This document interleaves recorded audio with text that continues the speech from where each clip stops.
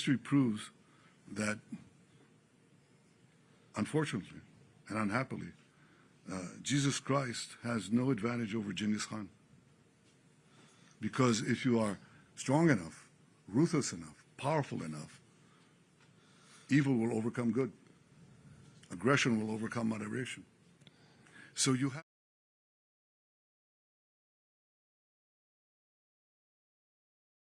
We have the prophets of Baal versus the Persians. All eyes are currently on Iran. This has been building up for quite some time now between America, Israel, and Iran. They are sworn enemies. Last year, they had a 12-day war between Iran and Israel in which the United States intervened and dropped bombs on their nuclear sites. Allegedly, those sites were completely destroyed. But somehow, here we are again, wanting to go back in to attack those same nuclear sites. And this is shortly after there was widespread protest in Iran, which our own CIA people said we were behind.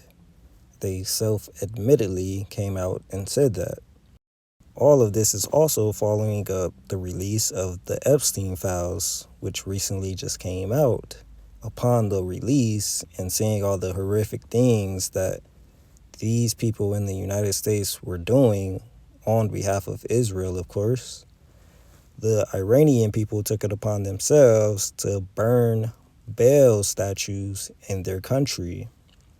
And it just so happens that after that took place, Trump ordered the USS Gerald R. Ford strike group to move from Venezuela to the Middle East near Iranian coast.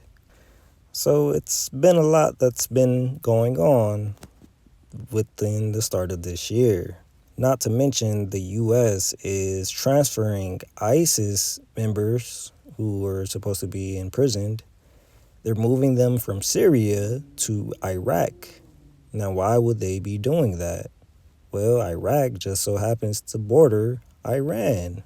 So it seems things are about to hit the fan. And if this war happens, it's not going to be something that is a small thing. This is going to have worldwide implications.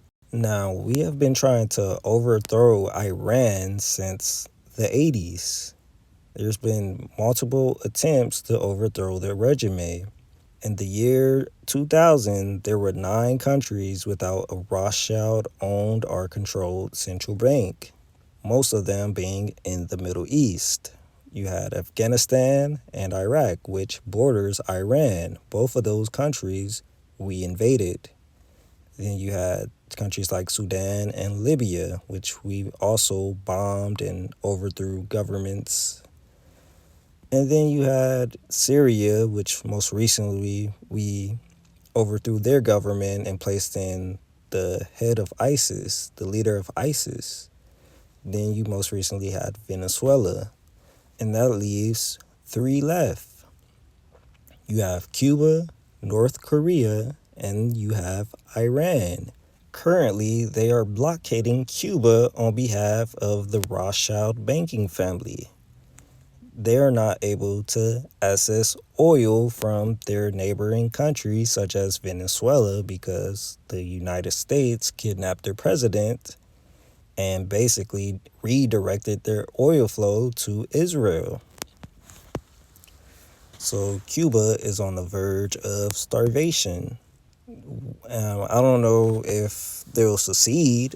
They've been also trying to overthrow Cuba since the 60s, maybe even before that. So now you have North Korea and you have Iran, and it seems Iran is now in their bullseye. They want to overthrow the government of Iran, and this time for good. They are going to throw everything that they have at Iran to make sure that this goes to plan. Now, do they have the power to do so? They certainly do. But will this happen? That is what remains to be questioned. Iranians are a resilient group of people. These were the Persians of old. They went up against Greece. They went up against Rome. These people are resilient, and they have been resilient since the 80s when this regime had came into power.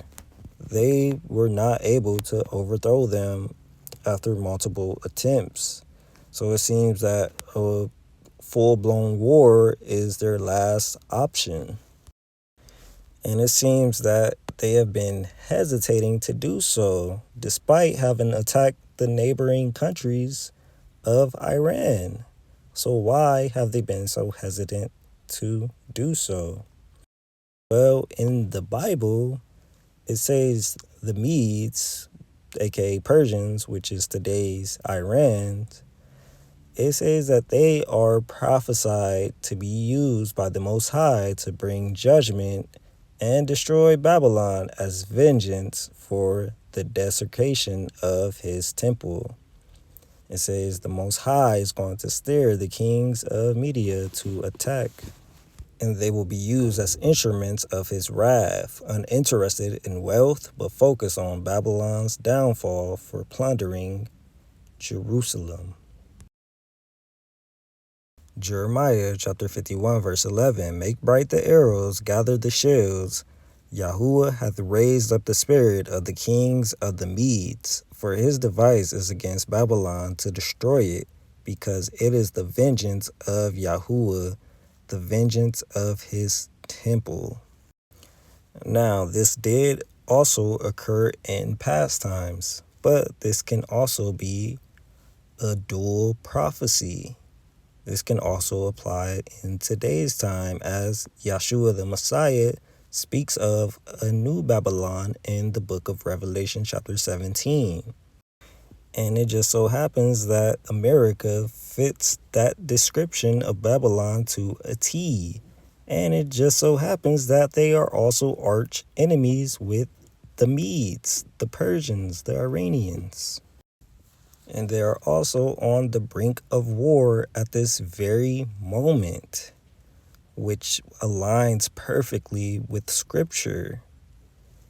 And it could also be that they are aware of this prophecy, and that could be the reason why they have tried so hard to overthrow the Iranians. In my personal opinion, I believe this war was lost before it even begun for America, because they made the same fatal mistake that the Babylonians made. Trump, the ruler of the United States, showcased himself as having a gold statue. Now we know what happened with King Nebuchadnezzar of Babylon when he erected a gold statue of himself and made the people bow down and worship him. We know what happened to him after he did that. He was humbled. The Most High made him crawl on the floor like a wild animal for several years because of how prideful he became. This was a warning for all rulers of the nations in every generation, that the Most High can humble those who exalt themselves. He can bring down those who are prideful. So this was the worst thing that Trump could have did before starting a war with Iran. He reposted a video of himself erected as a golden statue in Gaza, a place that was where a genocide was carried out. You have an opportunity to do something that could be phenomenal. And I don't want to be cute, I don't want to be a wise guy, but the Riviera of the Middle East, this could be something that could be so bad, this could be so magnificent. And he proclaimed that he wants to set up Trump towers, and he's allowing all his family, like Jared Kushner and friends, to rebuild Gaza into some type of resort where they could make money off of a land that was just genocided over. So history is not in favor of such men. To think that the Most High is going to have your back if you get into a war, it's crazy. Not even mentioning the Epstein files. You think he would support you over when you're all over the Epstein files and you're the leader of America? Trump is going to be humbled, just like many other tyrants and rulers were in the past who became prideful. And like in past times, the rulers of those nations, the nation itself, began to decline. So since Trump is a ruler over America, you can see America decline after this all plays out. And it isn't as if he just usurped our government and forced himself to rule over us. No, the people of this nation voted for him. This is who they voted for. This is who they wanted in charge. So there's no one left to blame but ourselves if things don't go well. And this isn't to be political. Spiritually, America has been in a decline for a long time now. So this is America's sins finally catching up to it. And it may be time where the Most High is going to make us pay the price. And Iran showed ahead of time that this is not just going to be any other war. This is going to be a spiritual war as well. They posted biblical quotes warning America what's going to happen if they go to war. They even started burning statues of Baal just to let them know that they are morally in a better position than America. So if the Most High was to favor a side in a war, who do you think he is going to be favoring? The worshippers of Baal who abused and killed little children, or those who stand up for little children and defend them? Those who fight back against those who oppress the weak? The answers for this is in the Bible. We know who the Most High stood for. We know that Elijah defeated the prophets of Baal. And I'm just going to leave it off with that. Y'all bless. Thank you for watching. Please like and subscribe.